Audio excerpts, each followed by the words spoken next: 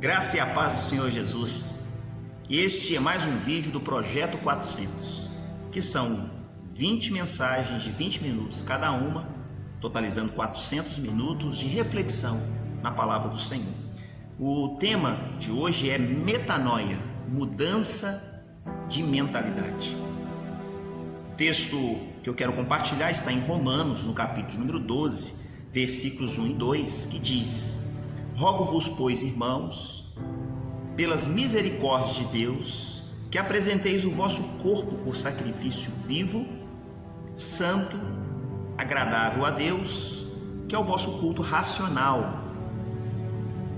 E não vos conformeis com este século, mas transformai-vos pela renovação da vossa mente, para que experimenteis qual seja a boa, agradável e perfeita vontade de Deus. Destaco essa expressão aqui, renovação da vossa mente, ou mudança de mentalidade. Essa palavra, aqui no texto de Romanos capítulo 12, ela foi escrita pelo apóstolo Paulo, à igreja em Roma, aos cristãos em Roma. E a palavra de Deus, ao ser ministrada aos cristãos ali em Roma, Paulo escreve esse texto em grego. E essa expressão, renovação da vossa mente, ele usa a seguinte palavra, metanoia, que significa mudança de mentalidade, mudança de mente. E dentro desse contexto, o apóstolo Paulo está incentivando a igreja, os cristãos, primeiramente aos romanos, a igreja que ali está, que havia necessidade deles passarem por um processo de mudança de mentalidade. Por que isso? Em relação a Deus, em relação à vida espiritual principalmente, ou a partir disso. Porque eles vinham recebendo uma série de influências religiosas, uma série de contextos, de quem é Deus para eles, como Deus se manifestava, de que forma Deus ministrava. Alguns inclusive acreditavam em da existência de mais de um Deus, em deuses diferentes. E viveram a vida toda dentro desse contexto de aprendizado.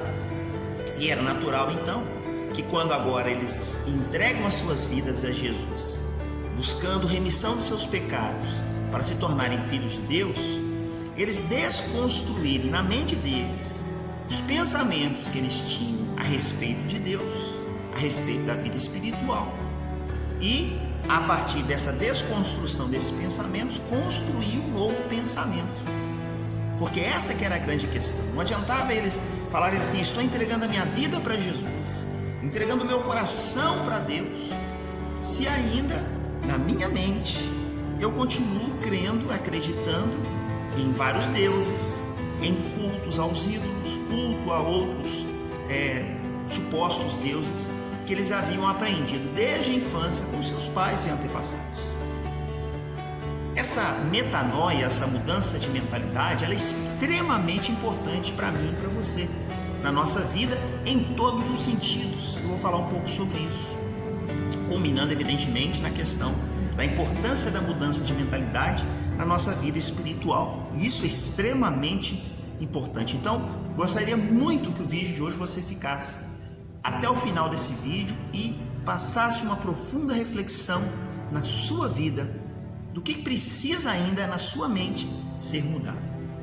Primeira coisa que eu quero declarar, que longe de nos, vamos dizer assim, de olhar para as religiões chamadas orientais, que usam muito essa expressão de mente, mudança de mente, força da mente, o poder da mente, longe de nós estarmos aqui compartilhando esse texto a partir desse tipo de visão, porque algumas religiões orientais elas trabalham em cima dessa questão da mente. Então aí a partir disso veio várias técnicas, às vezes de meditação, de entrar num estágio X, Y da mente e tal. Não é sobre isso que eu estou falando. Não vamos entrar dentro desse pormenor, o que eu particularmente não creio. O que eu creio é que essa mudança de mente que a Bíblia está falando, ela parte primeiramente de um encontro profundo com o Senhor. E a partir daí, passar a crer naquilo que a palavra de Deus me orienta. Mesmo essa palavra tendo sido escrita, o Antigo Testamento em hebraico, o Novo Testamento em grego, há milhares de anos atrás. Numa outra cultura, numa outra era e época, para outras pessoas, apesar de tudo isso, é a palavra de Deus que continua falando conosco nos dias de hoje. Então a primeira coisa é desconstruir essa ideia de que nós precisamos entrar num estágio de mente, em nível de meditação, para podermos alcançar algum nível, algum padrão de excelência, que assim nós estaremos, de certa forma, modificando o nosso jeito de ser, a forma de falar, pensar e agir, enfim, e por aí vai. Então, primeira coisa, não é meu propósito aqui falar sobre ideologias, princípios que são ensinados nas religiões orientais, que está encharcada desse tipo de pensamento. Óbvio que nós temos a psicologia, que aí sim é uma ciência que estuda o comportamento humano a partir daquilo que ele pensa e todo o contexto que está à sua volta. Também não vou querer entrar dentro deste mecanismo, apesar de que, querendo ou não, a gente acaba falando alguma coisa a respeito e sobre. Então a primeira coisa é isso, desconstruir a ideia de que pela força da mente eu vou conseguir determinadas coisas. Eu coloco na minha cabeça e isso vai acontecer. Eu passo um período de meditação transcendental e aí as coisas passam a acontecer. Longe disso. Que tipo de mudança de mentalidade o apóstolo Paulo está dizendo? Que tipo de mudança de mente? E aí ele diz assim, que nós possamos experimentar a vontade de Deus, que ela é boa, perfeita e agradável. E essa experiência de experimentar a vontade de Deus, que é boa, perfeita e agradável, ela é consequência de uma renovação da nossa mente. Ou seja, para que eu possa experimentar a vontade de Deus, no ápice da vontade do Senhor, no mais alto grau de intimidade com Deus, é necessário eu renovar a minha mente. A ideia de renovação é quando você pega um móvel, como aquela cadeira ali, que às vezes ela está boa, está muito nova, está muito bonita, mas vamos imaginar que ela já está antiga, está ultrapassada, o forro ali está rasgado, a madeira daquela cadeira está desbotada, o que foi passado nela ali, o verniz já está arranhado e tal, aí leva para uma renovação. Aí eles trocam tecido, trocam espuma, lixam aquela madeira, passam o verniz e deixam aquela cadeira como nova, ou seja, ela foi renovada. Mas para haver uma renovação, há necessidade de tirar aquilo que não está bom, aquilo que está defasado. E era esse tipo de renovação que o apóstolo Paulo está falando para os cristãos em Roma, quando ele fala que há necessidade de uma renovação da mente. Ou seja, há algumas coisas que vocês acreditam que está bem fixo na mente de vocês, vocês precisam abandonar, porque são coisas antigas, são coisas velhas, para que entre uma novidade de pensamento, de entendimento em relação a Deus, para que em consequência disso nós possamos experimentar a boa, perfeita e agradável vontade de Deus. Outra coisa que eu quero falar a respeito disso é que nós somos, aí sim entra dentro da psicologia, nós somos fruto do meio ao qual vivemos, influenciados por aqueles que nos ensinaram. O local onde nós vivemos, as pessoas que vivem conosco, que nos ensinaram, os pais, avós, as nossas autoridades e o ambiente que nós estamos. Nós somos fruto de tudo isso. Ou seja, eu hoje com meus 49 anos, eu sou fruto de todas as experiências da minha vida. Óbvio que em determinado momento eu precisei fazer as minhas escolhas, mas até as minhas escolhas foram influenciadas por aquilo que eu aprendi. Então eu aprendi com meus pais, por exemplo, na infância, a questão da honestidade. Era muito comum na infância, meu pai e minha mãe pedir, principalmente minha mãe, pedir para ir ao mercado, a uma mercearia que tinha lá perto de casa, para fazer uma compra, comprar um pão, comprar um mantimento, às vezes um feijão, um arroz, alguma coisa que estava terminando em casa, ela pedia para mim ir buscar. Era comum isso com os meus irmãos. E eu ia buscar, e aí comprava. E às vezes algumas vezes acontecia, do comerciante me dar troco errado, para mais. Então vamos imaginar que eu fui lá com 10 reais e comprei, ele tinha que me devolver R$2,50, ele me devolveu R$3. Minha mãe já explicava, olha, estou te dando esse dinheiro, você vai comprar isso e você vai pagar com esse dinheiro, né? E vai sobrar tantos de troco. E eu via que eu tinha mais. No caminho voltando, às vezes eu conferia o troco ali, eu via que tinha mais. Eu lembro que minha mãe tinha falado algo, eu pegava, voltava lá no comerciante e falava, aqui moço, tem mais, não era tanto que tinha que passar? Aí ele virava, olhava, poxa vida, é verdade, te passei troco a mais, obrigado pela sua honestidade, porque eu aprendi com os meus pais que dinheiro que está nas minhas mãos, que não é meu, não é meu. Então, por mais que aquele troco veio para mais, eu poderia, se eu tivesse sido ensinado, aproveita, tem dinheiro sobrando, né? Nesse caso aí, ao invés de passar R$2,50, te passou 3, fica com 50 centavos para você. Você devolve os R$2,50 para sua mãe e você fica com 50 centavos. Mas eu nunca fui ensinado dessa forma. Sempre fui ensinado a ser honesto nos negócios, ter palavra, enfim. Então, quando eu chego na fase adulta, as minhas escolhas e decisões, elas vão ser influenciadas por esse tipo de aprendizado, por esse tipo de ensino. Então eu acabo sendo fruto do meio ao qual eu vivi, pela experiência, pelos ensinos e por tudo aquilo que meus pais me ensinaram. Meus amigos, os professores, as pessoas que eu convivi na rua, quando eu jogava bola, brincava lá perto da casa dos meus pais e assim sucessivamente. Então quando nós crescemos, quando nós alcançamos uma idade de maturidade, muitas vezes isso acontece conosco, nós reproduzimos aquilo que nós absorvemos no decorrer da nossa caminhada. A metanoia proposta por Deus é que nós possamos mudar aquelas coisas que não estão ajustadas conforme o plano dele, conforme a vontade dele, conforme a orientação na sua palavra. Tudo aquilo que nós absorvemos por questões culturais, religiosas, por questões diversas, que nós fomos às vezes ensinados, por mais bem intencionados que foram os pais, os avós, as pessoas que exerceram algum tipo de influência sobre nós, mais bem intencionados, muitas vezes o que nos ensinaram não era o que era correto. E por que essas pessoas nos ensinaram o que não era correto? Porque elas foram também ensinadas naquilo que não era correto. E aquilo para elas passou a se tornar uma verdade, e verdade elas acabavam reproduzindo, passando adiante. Vou dar um exemplo clássico aqui. Eu acompanho, se você for no YouTube e digitar lá, vida nos Estados Unidos, como é a vida de um imigrante nos Estados Unidos, etc.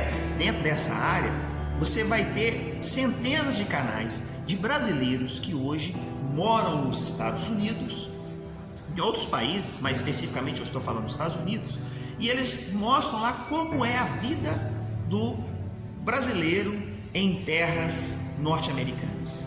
Como é essa vivência? Que tipo de experiência tem? Então as pessoas mostram ali a questão cultural, a influência dos preços, a questão do viver ganhando em dólar, a forma de trabalho, como se ganha nos Estados Unidos, a questão da saúde, transporte, enfim. Você tem N canais a respeito disso. E é muito interessante que eu acompanho alguns canais e de vez em quando consigo assistir alguns vídeos nesse sentido, por curiosidade para mim entender como funcionam essas questões, até culturais, né, de país para país. É muito comum que os youtubers que produzem esses vídeos, eles falam, olha, eu saí do Brasil, eu tinha um nível de vida X, chego aqui nos Estados Unidos, eu tenho que me adequar, me adaptar à forma de ser do norte-americano. Porque se eu continuar sendo o brasileiro que eu sempre fui, com o mesmo tipo de mentalidade que eu sempre agi lá no Brasil e agindo aqui agora nos Estados Unidos, vai dar tudo errado. Porque é necessário eu entender como funciona a cultura norte-americana e me adequar e me adaptar a ela.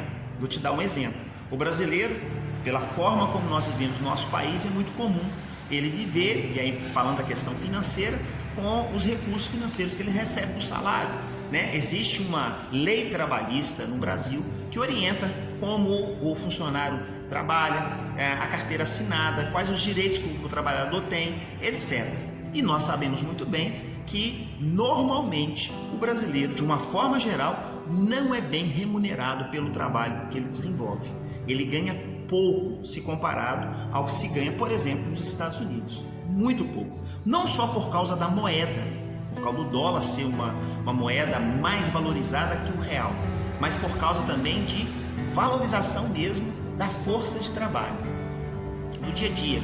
Então, o brasileiro se adequa sabendo o seguinte, que ele tem uma carteira assinada, que ele bate um ponto, ele chega às 8 horas da manhã no seu trabalho, sai para almoçar 1 hora e às 6 horas da tarde bate cartão, vai embora para casa, curte ali à noite, no dia seguinte faz a mesma coisa, vai de segunda a sexta o trabalho, às vezes trabalha no sábado até meio-dia e fecha a semana de trabalho dele. Isso assim, dentro do trabalhador, dentro dessa jornada de trabalho, que existe N tipos de jornadas de trabalho distintas, mas eu vou pegar essa aí que mais ou menos seja a básica, né? Que é dentro de um horário comercial, vamos dizer assim. E o que acontece? A pessoa trabalha ali, então ela, quando chega no final de semana, se o patrão pedir para ele trabalhar no final de semana, ele vai olhar e falar assim, eu não, vou ganhar hora extra, muito pouco, o meu trabalho, o meu esforço para ganhar alguns poucos reais por causa disso? De jeito nenhum. O que ele faz? Quando ele resolve ir para os Estados Unidos, chega nos Estados Unidos, a forma de trabalho é diferente, a forma como se paga lá, paga-se por hora, ele muda, ele tem que mudar a mentalidade dele. Ele não pode chegar nos Estados Unidos e querer trabalhar de 8 a 6, de segunda a sexta, algumas horas, e ganhar folga os outros dias. Ele começa a perceber que cada hora trabalhada dele, ele é muito bem valorizado pelas horas de trabalho. Então o brasileiro chega lá nos Estados Unidos, ele começa a trabalhar 2 empregos, vira à noite trabalhando, trabalha à noite, final de semana, etc. E a pessoa fala assim, por que a pessoa não fez isso aqui no Brasil? Porque ele não é valorizado como deveria. Lá, como ele passa a ser valorizado financeiramente, então ele se dedica a isso. Ele não começa a olhar mais a vida dele, que ele tem que bater cartão às 8, às 6. Se ele puder pegar o serviço às 7 da manhã e ir até às 8 da noite, às 9 horas da noite, vai, porque ele percebe que aquilo está trazendo um benefício para ele.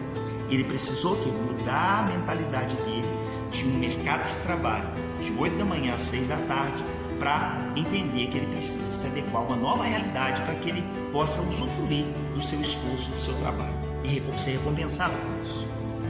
Então, dentro da nossa realidade, no nosso dia a dia, é muito importante nós passarmos mudança de mentalidade para que experimentemos a vontade do Senhor. E qual é a vontade do Senhor? Ela é boa, perfeita e agradável. Eu não estou falando só a questão de finanças, como se tem o caso aí dos Estados Unidos ou outra área. É necessário nós nos adequarmos à vontade do Senhor. Talvez hoje você que está assistindo esse vídeo está colhendo frutos de escolhas que você fez.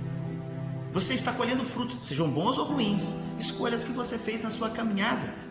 E talvez você continue colhendo os mesmos frutos porque continua ainda preso a determinados conceitos e entendimentos que você tem a respeito de determinadas coisas. Eu não estou dizendo que você pensa errado. Eu estou dizendo que o que você pensa precisa ser confrontado com a palavra de Deus, para que você perceba então se o que você pensa, seus conceitos de vida, suas prioridades, elas compactuam com a palavra, porque tudo aquilo que nós fizermos que não compactua com a palavra de Deus, nós estamos perdendo o nosso tempo. Nós precisamos, conforme o apóstolo Paulo nos orienta, a ter mudança de mente, renovação da nossa mente. Porque se não renovamos a nossa mente, se não mudamos a forma que nós pensamos na vida, a respeito de tudo, desde Deus até o relacionamento conjugal, passando pelos relacionamentos no meio da sociedade, se nós não mudamos, renovamos a nossa mente para estas coisas, como eu estava dizendo, e a vontade do Senhor, ela é boa, perfeita e agradável. Portanto, o desafio que eu faço a você, faça uma reflexão profunda a respeito da palavra de Deus.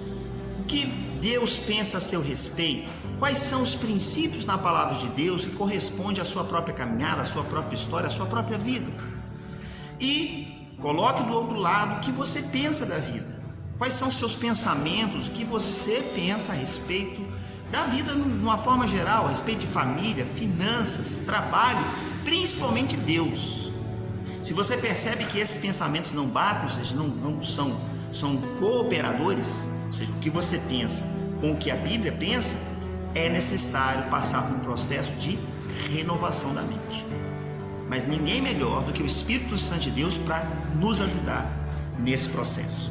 Espero que possa contribuir para você e que Deus possa abençoar a sua vida de forma grandiosa e poderosa, em nome de Jesus. Deus te abençoe e até o próximo vídeo do Projeto 400. Forte abraço.